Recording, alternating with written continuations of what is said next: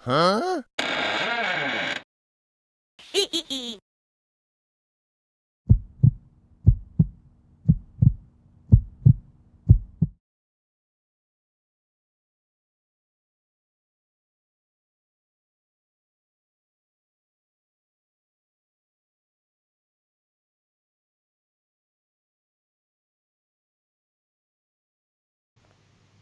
Hey everybody, welcome to another episode of Me Live. Today we're going to be talking about everyday leadership, and I'm really delighted to have somebody on the show today. Her name is Emily Daane, and Emily Daane is an absolutely fitness inspirator, right? So she shows everyday leadership in so many ways in her life. And she just recently started a podcast called Tackling Minds.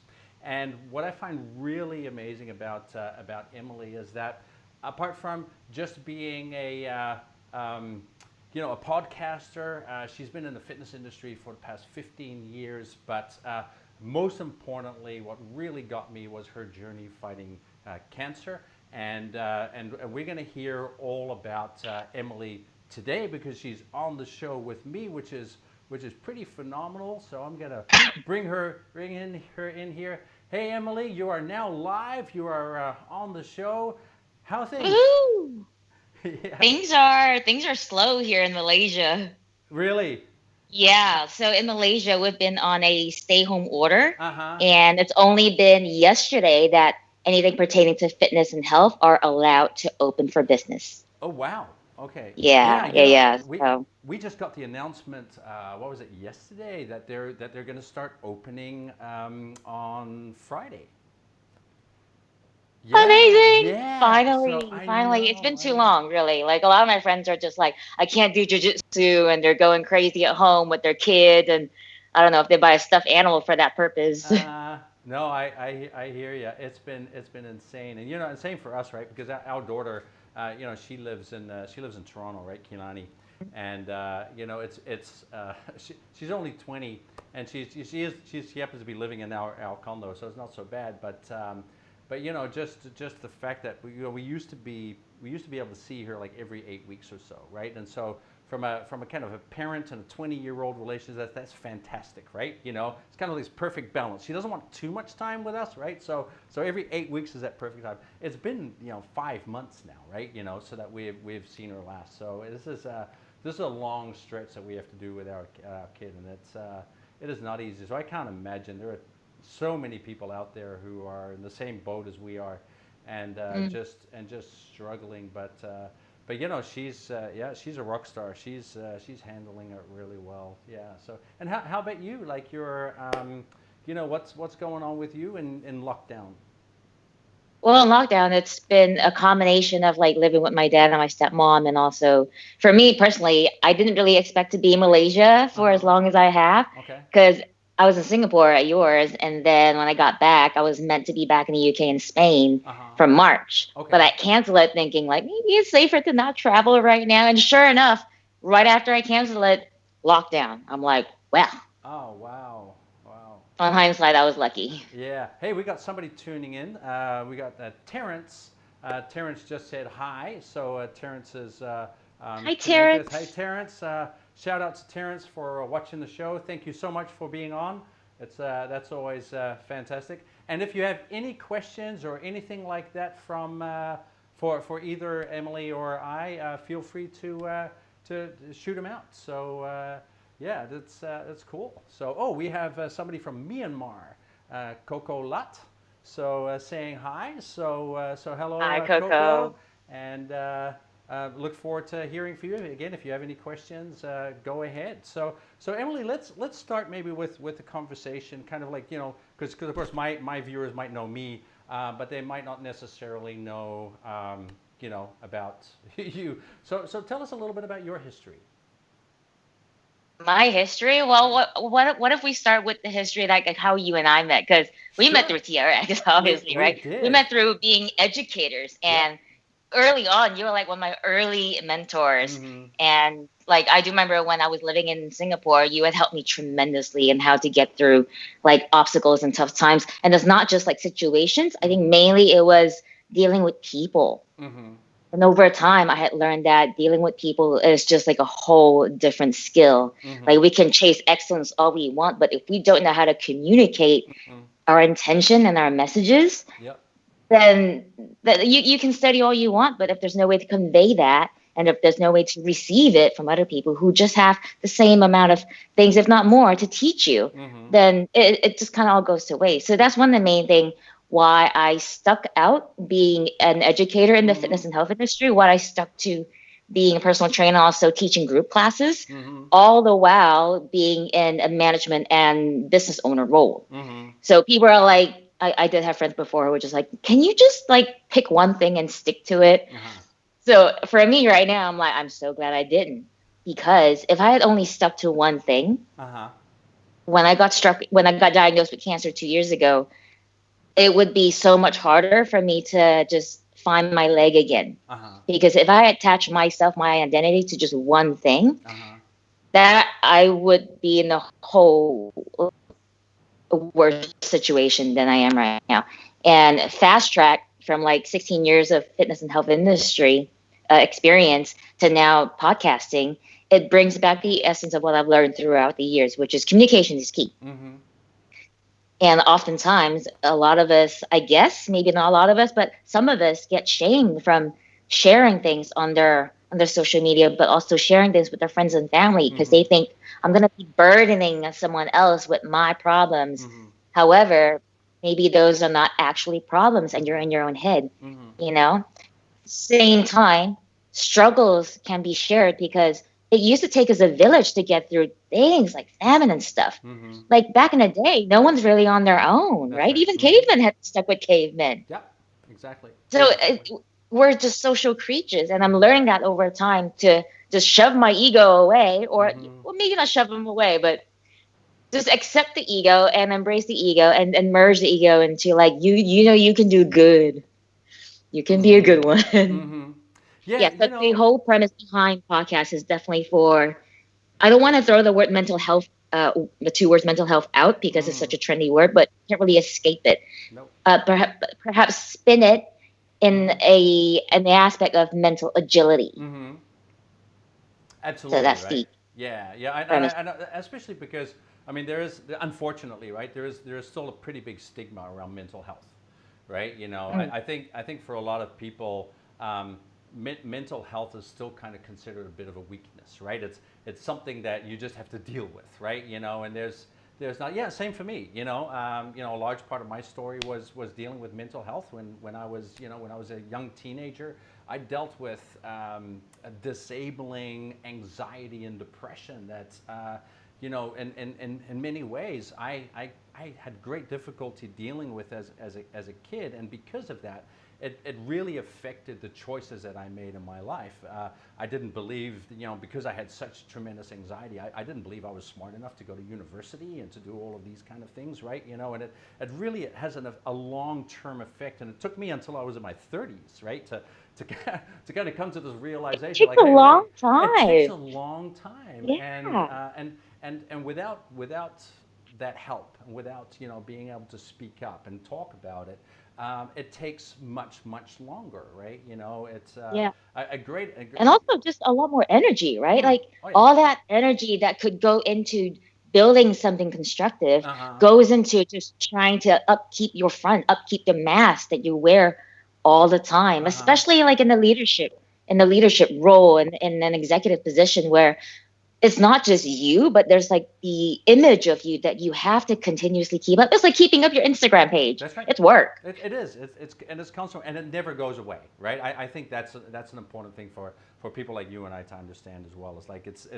I have to work on it constantly. Like there's never a moment where I can say I don't have to work on this anymore, right? It's there's always going to be that level of upkeep in terms of maintaining our kind of mental health. And I love how you use mental agility because honestly speaking, I believe that to probably every single individual at this and on this planet has a moment where they feel isolated, where they feel alone, where they feel incompetent, where they feel that they're not smart enough, good enough, you name it, and And as I see the world globalizing, right, as I see human beings congregating on top of each other, living in big cities and stuff, that the village concept is gone. And Mm. as we start living more on top of each other, we actually start feeling more lonely and isolated than what we really kind of just, that feeling togetherness. I mean, how many of us really kind of connect with our neighbors anymore, right? Yeah, Like isn't that close friends. bizarre? Yeah, exactly. It's the weirdest thing, right? Yeah. And I think that is one of the unfortunate things about our evolution. And as we evolve, right, as a human population, this is one of the areas where we're going to start seeing a lot of casualties if we are not prepared to just have the conversation and get rid of that stigma, right? So the absolutely mental agility is for me, such a great term because it removes the stigma of like it's a mental health thing, right? As where it's just your ability to manage your feelings and your emotions, and being able to apply yourself in different ways and in different environments, and all of those kind of things. So Yeah. absolutely, and Do and you think it's important for people to speak up, especially I also hate to I also dislike putting things to gender, but unfortunately this is the time that we live in. mhm. But do you think it's also even more important for men to speak up about mental agility, about their thoughts, about their I don't want to say feelings. It tends to have this like quote unquote air quote feelings about it. Well, But when yeah. I say feelings, it doesn't mean like I want to hear about your problems. Hmm. No, we like I also follow the path of thinking rationally, and I like solutions. I'm Hmm. typically the one who wants to seek solutions, even when someone's crying through their problems. Crying is just a side effect. It's just like It's an a emotion, byproduct right? of It's an expression of yeah, yeah, emotion. yeah. Yeah, But it's exactly. not. But it's not what it is. Just Yeah, because someone's crying yeah, doesn't mean they're equate to one emotion only. exactly. For some people, it's just because of the fact they're having a conversation, and Mm, crying is just a byproduct. that's Tears are right. a byproduct. Yeah, yeah, But yeah. going back to like, do you think it's important for men to start this conversation sometimes, especially when in the boardroom, for example, or Hmm. especially when they're seen as a leader at home, within their circle of friends, Hmm. in their gyms, in their fitness places, in their workplaces? Because I do know many men who I try to have conversations with, and immediately I get in a way shut out because it's almost like, look, I can talk about this, but I Hmm. don't want to talk about emotions. Yeah. I don't want to talk about vulnerability. And to me, it's like that's not the definition of vulnerability. Yeah. It's not weakness. No, So exactly. how would you, in with your experience and also your definition of things, how would you define vulnerability in this context? No, you know what? That's a great question. Actually, I'm going to the question of Viju. Viju actually just posted a great question for both of us, and it actually comes. It's in the same area. So perfectly planned, Viju. I can't believe it. All right, Viju says, "What is your advice to parents on helping their children be mentally strong? Are they growing up in very different, complex, and fast-moving world, right? And I think it's getting harder for them. And as parents, we need new skills to help them deal with it. And Viju wants to know our thoughts on that, right? So it's a very similar part of that context. I'm going to throw that question to you first, Emily. What would be your advice for kind of today's parents, right? In today's world, especially dealing with the COVID and the post-COVID world. I'm sure parents are seeing a lot of their own kids' vulnerabilities, right? And maybe even are shocked by them because they're not used to seeing their kids being so vulnerable so much of the time, right? Yeah. Okay. Well, first of all, I have to be honest. I don't have kids. I've been a step parent Uh before, huh. but that's like an indirect parenting. Hey, yeah, However, I don't want to limit this to only people without kids won't exactly, understand because, of exactly. course, I won't understand the same level, but there is a deep understanding because when you have your own business before, Mm-hmm. your business is your baby, and the people you hire on your team, they're also your babies. Mm-hmm. So in this, it's almost like they look up to you for strength. Mm-hmm. So there's a level of strength that you need to portray. But at the same time, I think deep down, all of us really appreciate honesty. Mm-hmm. Because if I look up to someone and all I see is like a pillar of strength, but it, but a pillar of strength could just be so unapproachable. That's Like right. all you see is stone and cement, Yeah.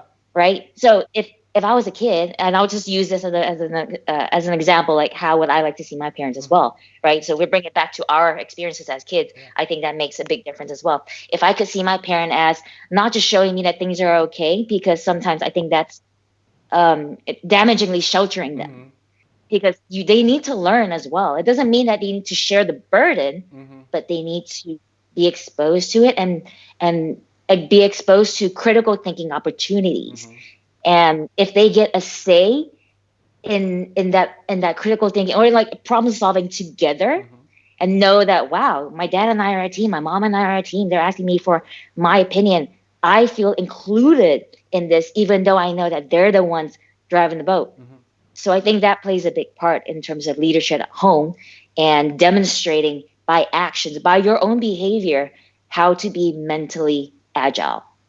And I think that's a really good point, right? The other thing that just popped in my head as you were talking was, what is our definition of being strong, right? Is it possible, right, that we have the wrong definition in mind, right? Is Mm. maybe being strong is something very different. Maybe being strong is being vulnerable, is being open and honest and authentic, and where it is okay to say, what, I'm having a really bad day, right? And it's not so much strength as it is resilience, right?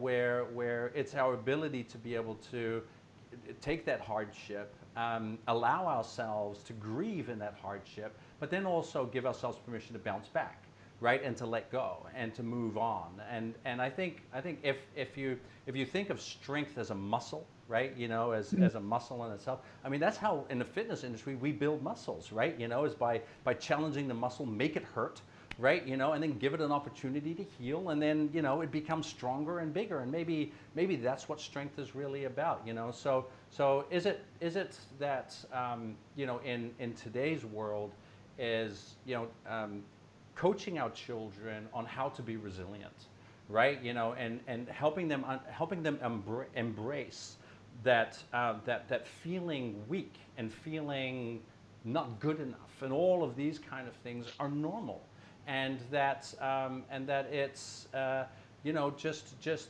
part of being human, and that being human is enough.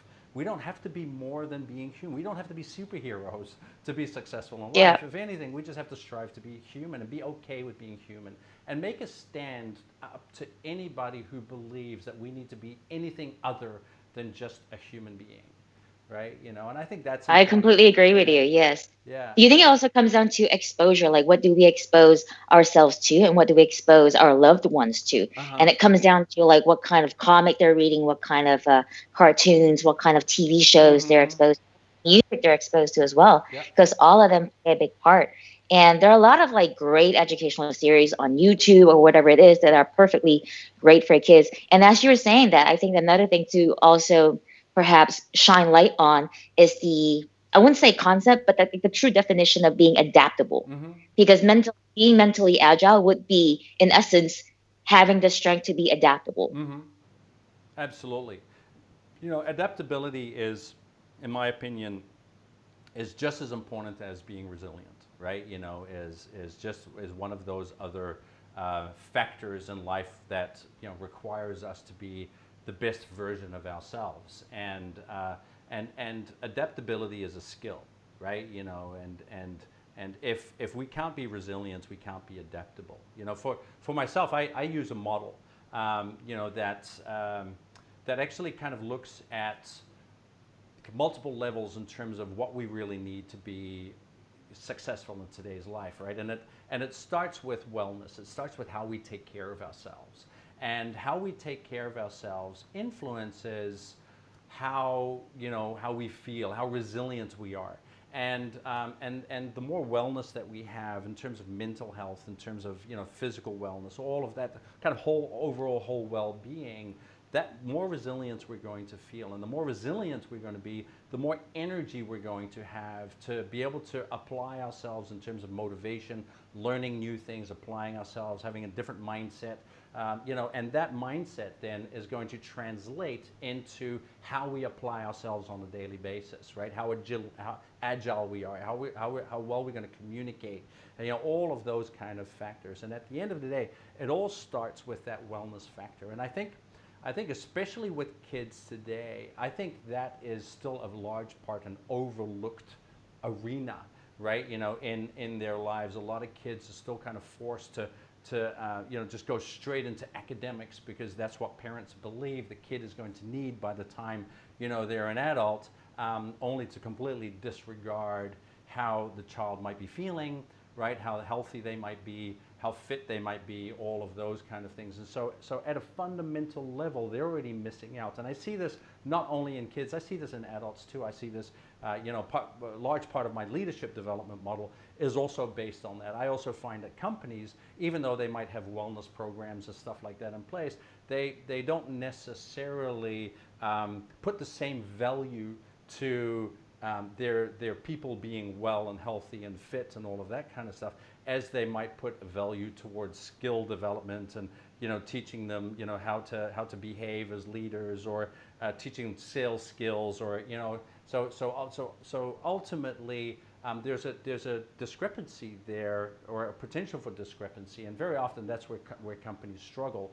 And I think one of the missing elements here is the wellness of the people. If the people are healthy and happy and they're excited and they have the energy and they have that resilience, then there's a ton of stuff you can do with them, right? Absolutely. Yeah, yeah. I like how you use like the fact that when you start to feed your thoughts with the notion and with the goal and the mission of wanting to be strong for the purpose of being agile, you want to develop resilience through multiple attitudes of events in your life, Mm-hmm. and different opportunities. Like, seek opportunities to cultivate the skill of resilience Mm-hmm. and free up so much energy to be the person like you want to be, as opposed to constantly using that energy to upkeep the person you think others view you to be. Yeah, exactly. Viju says thanks. Very helpful. All right. So, well, thank you, I hope Viju, so, we do. for asking the question. It ended up being a really long answer, but note that we're both really passionate about this subject. So Yeah. thanks And when for. you mention like, okay, comparing how kids today are so academically focused, like they're being chucked into this system that was built for a long time based on God knows what. I think that's a whole another conversation. I'm not completely educated on that one.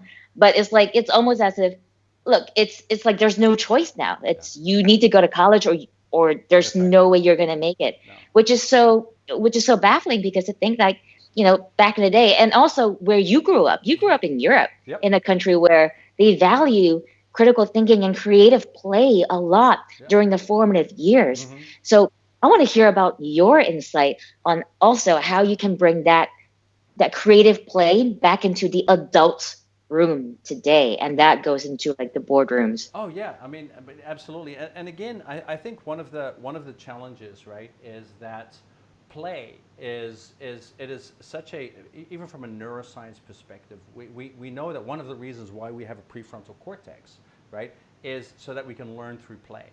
And it's if we didn't need to play, our forehead wouldn't be as big as it is. So there's a tremendous neurological yeah, there's a tremendous neurological Entering my development. head. Exactly. So play is critical, but again, play is seen as something that is unproductive, right? It's like you're not on a mission, you're not on a task, because we've developed this, and I'm sure it's just the whole industrial evolution that's kind of done it over the past 150 years, is that if you're not working on a specific task, you're not being productive. And the one beauty that I think of the whole COVID thing, right? Is that we're starting to understand that there is a lot more to being productive, right? What is it that within our power, right, that we can apply that can make us either more productive or less productive? And number one, sitting at your desk, right, for 8 to 10 hours, right, does not automatically make you a productive person, right? Is where a lot of the senior executives that I've spoken with over the past 3 months, a lot of them say that when they work from home, right, while with the distractions of family and stuff, and they might work 2, 3, 4 hours a day. In reality, compared to what they would do in a workday, they're getting just as much done, right? As and the reason is because they take time out and they play with their kids and they connect with their families and they're doing all. So those moments when they are actually working, they're actually working. They're not just being present, right? And we Yeah. call that presenteeism, right? Is when you're actually at work but you're not necessarily working. And I think the whole COVID thing is really teaching us a lot about when we remove those hours in a day where we are not being productive, and we replace those hours. Don't feel guilty about it. Don't feel, kind of don't judge each other, because being unproductive is actually a really healthy thing for the brain. Taking time off throughout the day to be unproductive actually allows you to be way more productive when you are productive, right? So forcing yourself to be productive for 8 hours in a row actually only just slows performance down, right? So just being able to apply yourself in that way, and taking those breaks, we just don't know yet how long those breaks should be and how often and all of that kind of stuff. But basically, if you're feeling tired or you're feeling disengaged, you don't feel like working, don't work, right? Go do something else. Go have fun, go play, right? And then when you feel more energized, go back to the task that you were on. And as long as you keep going back to your task, it will get done. And in all likelihood, it'll probably get done in a better way, right, than if you try and force yourself to that fatigue. So the workplace of the future, I really believe, is going to value those things way more than the workplace pre COVID, right? I think the Yeah, whole world is going to be very different. The whole world is very different. already pretty different coming, and people coming out of this pandemic will all be different. And I keep saying to my friends, like, I can't wait to meet the new you, in a I sense. know. Yeah, So, exactly. so I want to ask your opinion, and Sure. I'll use my experience as like a reference. Sure. So right after I had came out of my bone marrow transplant, and Uh-huh. that had required me like 5 rounds of chemotherapy. Mm-hmm. Each round required me to stay in the hospital in isolation. But the transplant one was like the worst. Like the Uh-huh. chemo was the worst, the transplant one was the worst. The food was bad in the hospital. Anyway, all of that combined. And when I finally got home, I had to stay home again for another like 100 days in Mm-hmm. isolation Yeah. because of the Uh-huh. transplant stuff. Yeah. And I do remember, because I've been in this industry for such a long time, and we've constantly like, hone in, and it's pretty much like jammed into our brains to be Mm-hmm. productive and always goal oriented and task based. Like there's no room for play, there's no room for this, no room for that. Mm-hmm. Like serious business only. Yeah. I had to constantly coach myself out of that mindset, because even though, yeah, here I am with leukemia, and here I am just came on transplant, I still felt that I have done nothing in the hospital for 40 something days. I need to go and do something and make myself feel better and productive. Uh-huh. And like looking back, I know just how unrealistic that was, because I did have a job, Mm-hmm. and my job was to survive. That's right. Get better. And Yeah. sometimes, yeah, sometimes you think we forget that, especially in the midst of this pandemic. We forget that we do have a job, we do have a goal, and that is to survive for ourselves Mm-hmm. and for our family Mm-hmm. and for our loved ones. Yeah. But I think sometimes it's just so easy to forget. Like, honestly, sometimes I do need to remind myself, like, you are still recovering from a transplant. Mm-hmm. Take it easy, Emily. Like, Mm-hmm. honestly, sometimes I got to remind myself that. So if it took me, after 2 years of going through all of that stuff, and I still need to remind myself, I can only imagine how easy it is for people right now to forget the position that they're in, and Mm-hmm. to forget that we're all still pretty much in this. We're not really out of the woods yet, Mm-hmm. but yet there's this urge to return to normal, and I put that on air quotes, normal, like trying to hang on to what's familiar. So I want to know, on the neuroscience, on a neuro, I don't know, on that level, on the Yeah. neuro level, Yeah.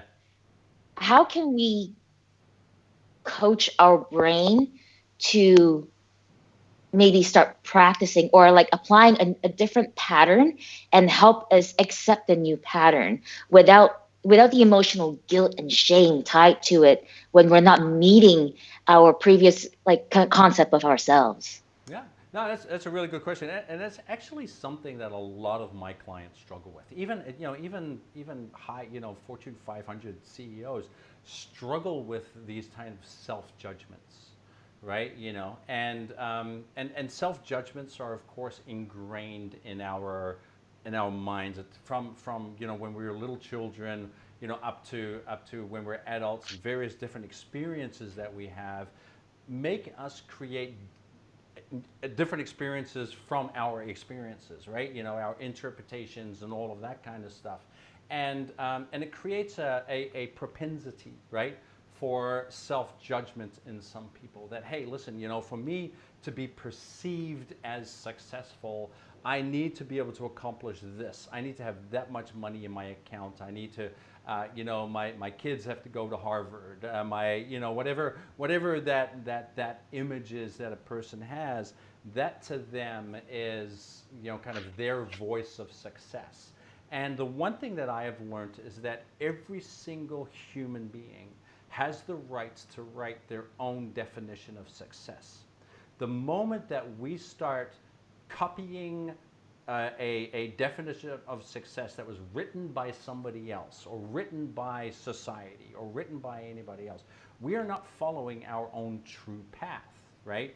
And I really believe that. My definition of success is going to be very different from your definition of success, and there is no one definition of success. We all have that individual definition, right? And I think when the moment that you start feeling that form of self-judgment, it is because you're often responding to somebody else's definition of success, and that's when you want to stand still and you want to think about that, right? Where does that definition come from?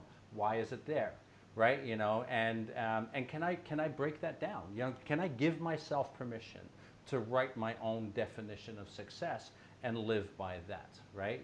And I think that's where we then really start to develop and grow. And what I've learned is that when people start writing their own definitions of success, they actually have a tendency to grow much further in their lives than if they follow definitions that are put on them by other people, right?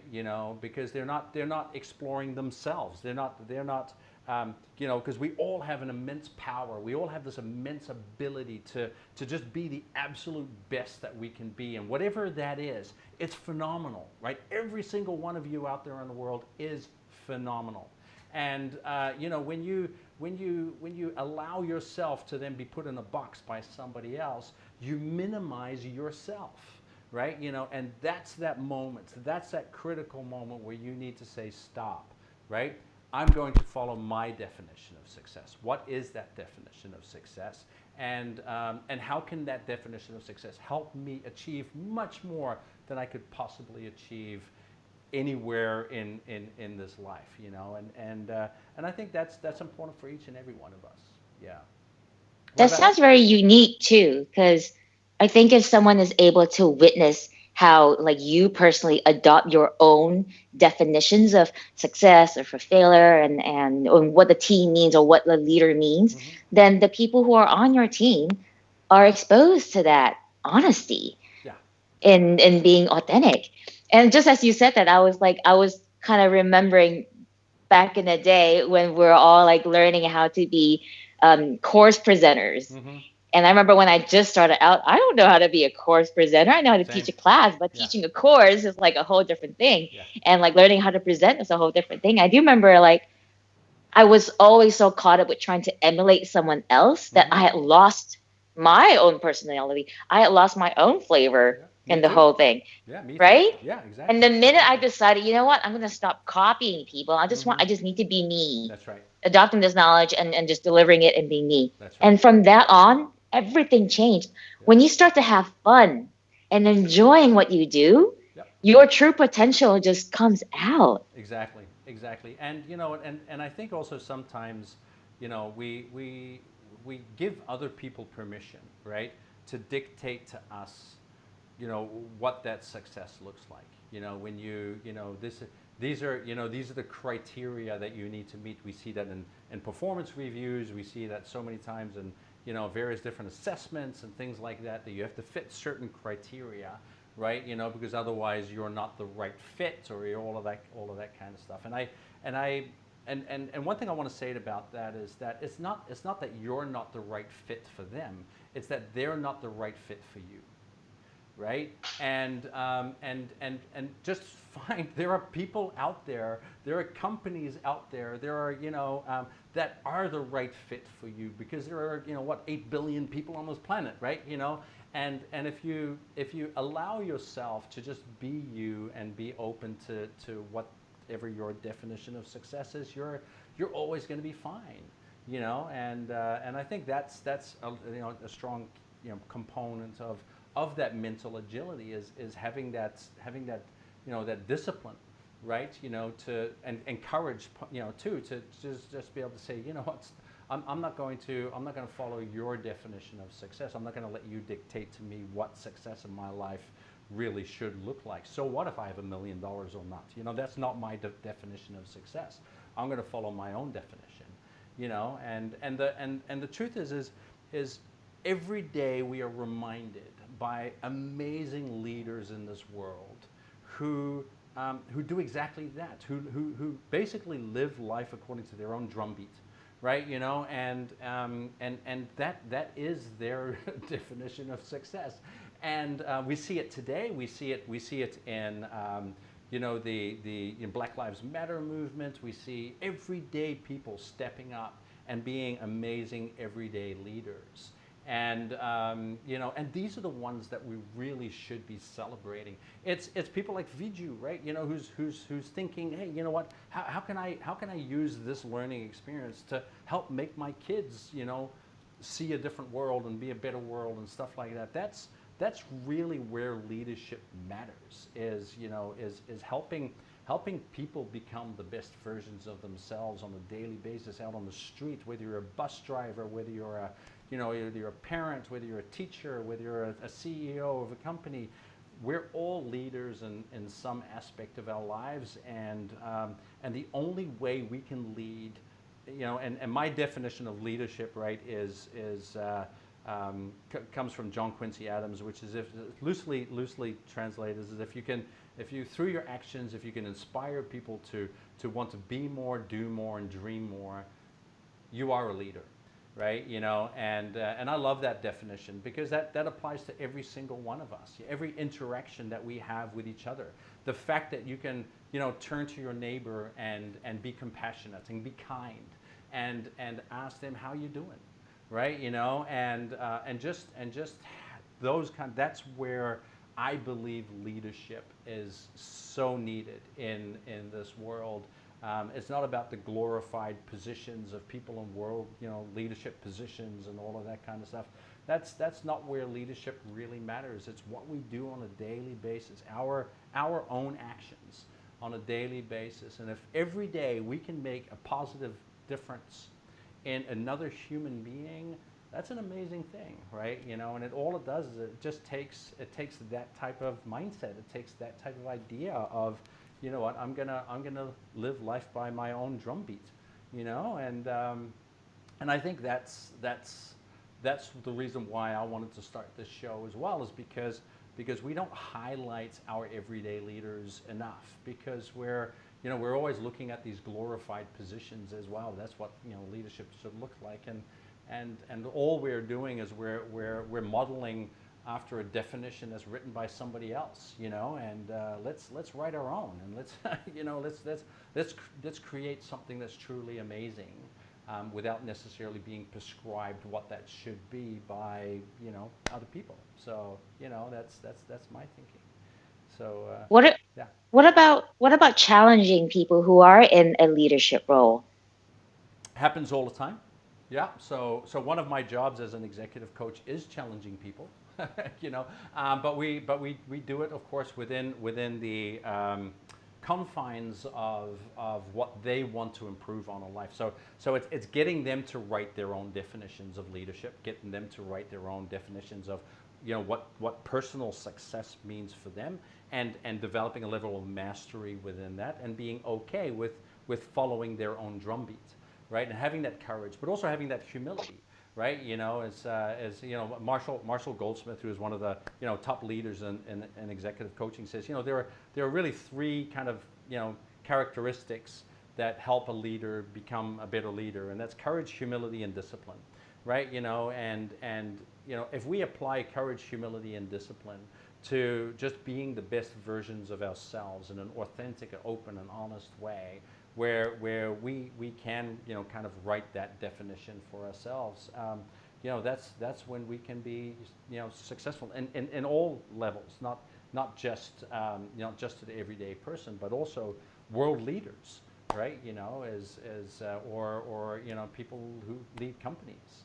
And I think that's an important factor, for all of us to think about, right? Do you think there's some sort of pressure coming in from different directions too, though? Absolutely. For example, like leaders might feel pressured by people who are working for them to behave a certain way, thus that being a hindrance on how they feel like they Could can be. actually be. Yeah. So it's like this constant battle and conflict, probably more so like inner conflict, because you don't know the other person's intention unless you actually communicate with Hmm. them. Exactly, exactly. No, absolutely. I mean, these things happen all the time, and how do you go by your own drum beat, but also that happens to be the drum beat that everybody else can relate to, right? And how do you articulate that? How do you present yourself? How do you brand that, right? To be something, and how can that drumbeat fall in line with the company's values and what the company, because the company does have to make money and has to make profit, and all of those kind of things, and as long as those two things are aligned, you're going to be fine, right? But having a clear articulation of that is very clear, because that is part of that communication. And if you can't communicate your own drum beats, that's when leaders very often are get themselves into trouble, right? And so Yeah, having that right? self exploration process, and being able to then just kind of refine that down, and to be able to say, this is who I am, and this is what I stand for. This is my drum beat, right?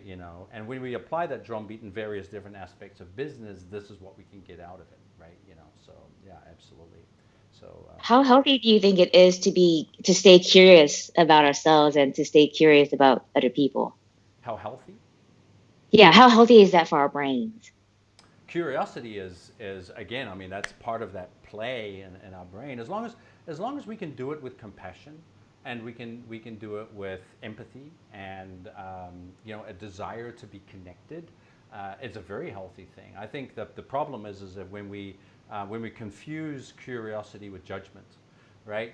That's when we get in trouble, right? Because we think we're being curious, when in reality we're making a judgment about another human being, and then when we do that, we're not able to accept these perspectives and these things that come from these people. So that's definitely an area that we kind of need to be aware of, right? So Emily, tell me a little bit about your podcast. Well, my podcast is just that. Like it pretty much stemmed out of I started getting curious about other people's stories as well. Uh huh. Because when cancer happened, I felt like, of course, I wasn't alone, Uh huh. but yet it was there's some level of isolation there, in the like, okay, well, I'm fighting to survive, and no one else can really help you survive other than me, Uh huh. kind of thing, right? Like you're the lone warrior or wolf Mm-hmm. there. But throughout the process, and because I made the decision to be public with it on social media, Mm-hmm. with the intention of, and that came from when I had found out about leukemia, I honestly did not know what leukemia was. Mm-hmm. I did not know about neutrophils. I did not know that taking Advil was worse Uh huh. for my blood count, and all these little things. And I thought, if I just go off the grid right now, I'm not I'm doing like the next person a disservice. Mm-hmm. So hopefully, if I speak about my experience and if I speak about this issue, then more people would get to know about it. And throughout that journey, I had learned what it meant to be a bone marrow donor. Because Mm-hmm. prior to that, I didn't know you could donate bone marrow. Mm-hmm.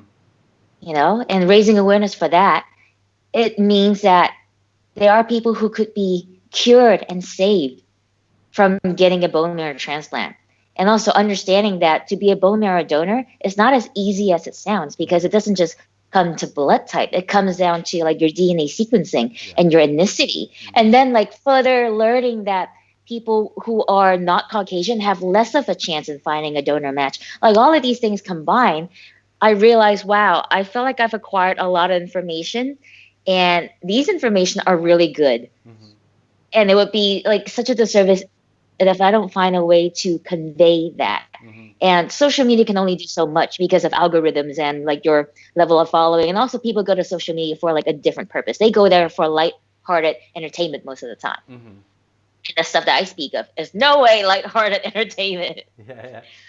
So the idea of podcast also came up because of my friends who suggested, like, look, you know, one of your strengths is the way you speak, the way you present, your charisma and stuff like that. And first of all, I say, thank you. I did not realize that. Great. I will note and like work on it. So the podcast was also another way for me to dive into like just how passionate do I feel about that. If that is somewhere I could grow as well, because I think I'm addicted to growing.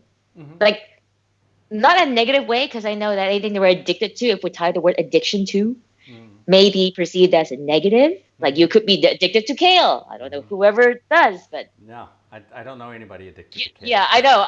To this day, I still don't like kale, even though I eat it every day. Uh-huh. But yeah, so the premise of the podcast was driven out of curiosity, but also I would love for more people to be forgiving with themselves, to Mm-hmm. have more compassion for themselves by listening um, through other people's stories, I guess. Because sometimes it's scary and frightening to turn inwards. Mm-hmm. It's scary to sit with your own thoughts because you don't know what might come up. And when emotions do come up, it feels frightening because they feel unfamiliar, or perhaps we're one of those people who have been suppressing, like I'm one of those, we're one of those people who have suppressed a lot of unpleasant memories and emotions for such a long time Mm-hmm. that all it takes is just one little key or something to unlock that. And that's it. You open a can of worms and there's no way to shove the toothpaste back into the tube. Yeah. Yeah. Which of course is a very healthy thing to do, right?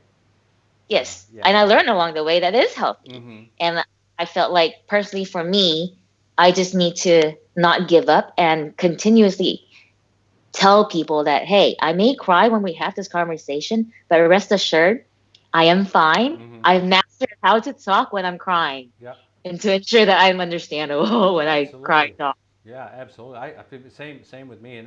And trust me, the amount of coaching I know my clients probably don't want me to disclose, but the amount of coaching sessions I have with No my name. clients where we are both crying, yeah, I mean it happens so often, and it's such That's a healthy refreshing thing to to do. hear.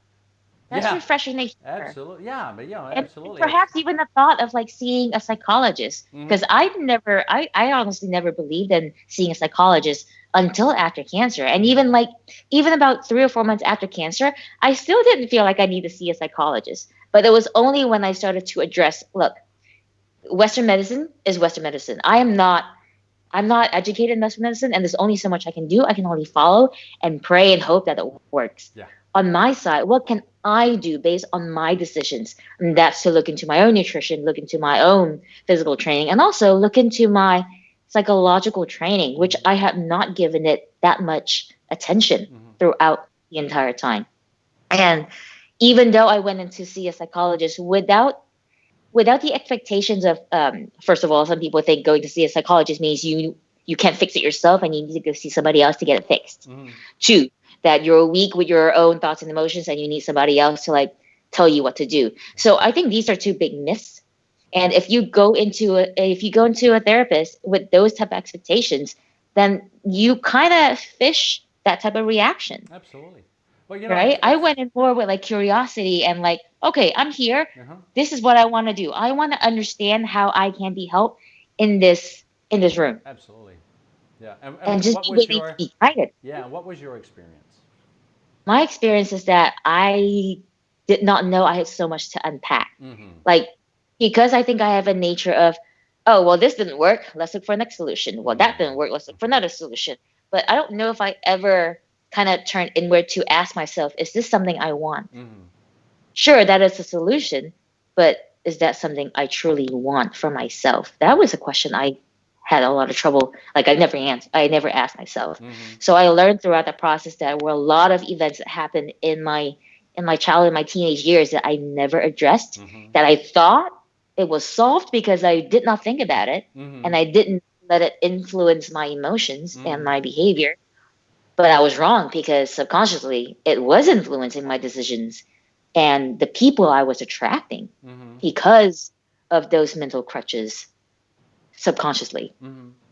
And I learned that also seeing one psychologist is not like a one all be all because every psychologist, the chemistry with them is different. Like they're still people, Mm-hmm. right? And we have different chemistry, we have different relationships with each of our friends. Mm-hmm. Realize that I do, for me, I respond best to tough love. I respond best to people who call me out. As uncomfortable as that sounds and as uncomfortable as that is, I admit, I know I need that. Mm-hmm. So I I got to a stage where I needed to look for someone else um, of a different age group, but Mm-hmm. also of different life experiences. And I ended up I found a psychologist who also dealt with cancer herself. Nice. And that was like a big thing for me Yeah. because then that's where I felt like, okay, you know exactly how it is and you have beaten it. Mm-hmm. So I'm all ears, you Yeah, know? perfect, perfect. And you know, I mean, the way I look at it too is you know, just think about you know top level athletes, right? You know, think about a guy like Tiger Woods, for example, right? You know, would Tiger Woods be here today, like at the level, still playing at that level, and you know, after making a whole comeback, right? You know, would he be here today if he didn't have the help, right, of somebody to help him, you know, kind of manage those thoughts and those processes and things like that, and whether he did that through a coach or through a therapist or you know, if I'm not mistaken, I think he went through a coach, but I could be wrong, but or both, you know, but generally speaking, we all when we if we want to perform, if we want to be the absolute best version of ourselves, and we want to challenge that kind of growth potential, right? As you were talking about, it's the best thing to do is to get somebody else on board who can be another set of eyes, who can hold up the mirror, right? You know, and can kind of say, well, this is what you're looking at, and you know, what are you learning from that, right? And what are some steps that you feel that you can move forward with? And I think in times in our lives we all need that, right? You know, so absolutely. I got another question from Adib. And Adib says that curiosity is the starting point of evaluation. Um, Evaluation evolves questions, and questions evolves awareness, which leads to wisdom, right? You know, and so he wanted to I think just make that point that having That's a great point. curiosity, yeah, having curiosity allows us to evolve into wisdom, right? You know, through various steps. And you're absolutely right, Adib. And the more that we play with our curiosity, and the more that we allow ourselves to be curious, because the only unfortunate thing is that, in my opinion, one of the reasons why so many people struggle with it is because curiosity is not a rational thing, right? Curiosity, just like so many other forms of like emotions and feelings, they're not rational. So you can't rationalize curiosity. You just have to be, right? You have to give yourself permission to just be curious, and whatever direction that curiosity takes you, you are going to learn things from it, and that's when that evaluation process absolutely then needs to happen in terms of having some thought around what are my learnings from this, how, you know, and how might I be able to apply some of this in other aspects of my life and all of that kind of stuff. So yeah, way to go, Adib. I think that's a brilliant statement. So awesome. Yeah, you know, so we're almost, wow, it's been almost an hour. Can you imagine? Yeah, I noticed that. Closing off, I'm just going to turn to the audience and say, if there's anybody in the audience that has any more questions for us, you know, just feel free to come forward. If for some reason you didn't get a chance and you're watching this afterwards and you have either a question for Emily or you have a question for me, you know, just you know, private message me, or you know, connect on my website. You'll see my website name at the bottom of the screen. Emily, of course, her name is at the bottom of the screen. Please connect with Emily. She is on LinkedIn. She is on Instagram. She is on Facebook. She is all over the place. Facebook is Emily Lolatan, right? You know, so Yes. I can actually write that down. One time, I'm going to actually make a note of that. One second. Let me see how I. So Emily Yeah, pretty much on everything. Yeah. On Instagram as well. I think I have like several accounts on Instagram. But yeah, Yeah. on Instagram it's at Emily Tan. Okay. So your Facebook is Emily Lola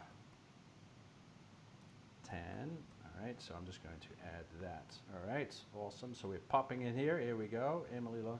And what's your and LinkedIn is just Emily Tan, right? Yes, All I right. think so. Yeah. It's, I think you are LinkedIn. So as you can see, Emily has a ton of wisdom to share. So absolutely connect with her as well. So all right, so I got the. I feel so humble you use the word wisdom. Well, Ah. you know what? It happens to all of us. Trust me. You know, we just, you know, that's the way life is. So, yeah. But you know, it's the good news is that we all become wiser.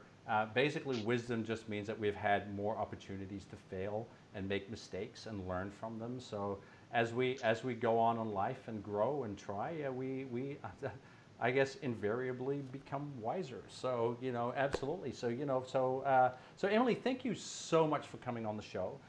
It was such a pleasure catching up with you again, and you know, connecting with you and hearing more about your podcast and about your history and stuff like that. It's always so much fun to catch up. We should definitely do this again sometime. And you know, and if you know ever have anything that you want to share with your podcast or whatever, feel free to do it with my network as well. It's always good to stay connected, and we'll chat soon again.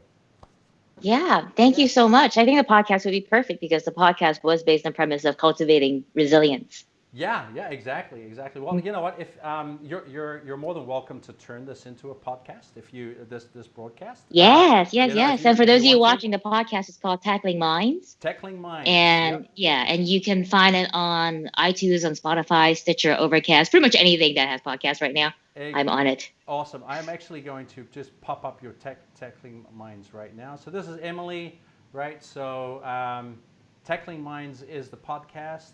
Make sure that you check it out, that you subscribe, that you get in the know, follow her along because there's a lot of awesome stuff that will be coming out of this.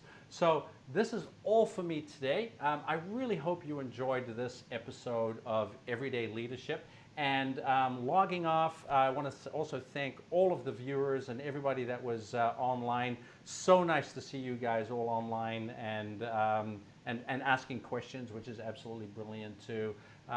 Emily, again, thank you so much. It was an absolute pleasure. And it's time for us to log off and say goodbye. See ya. Okay. Bye bye.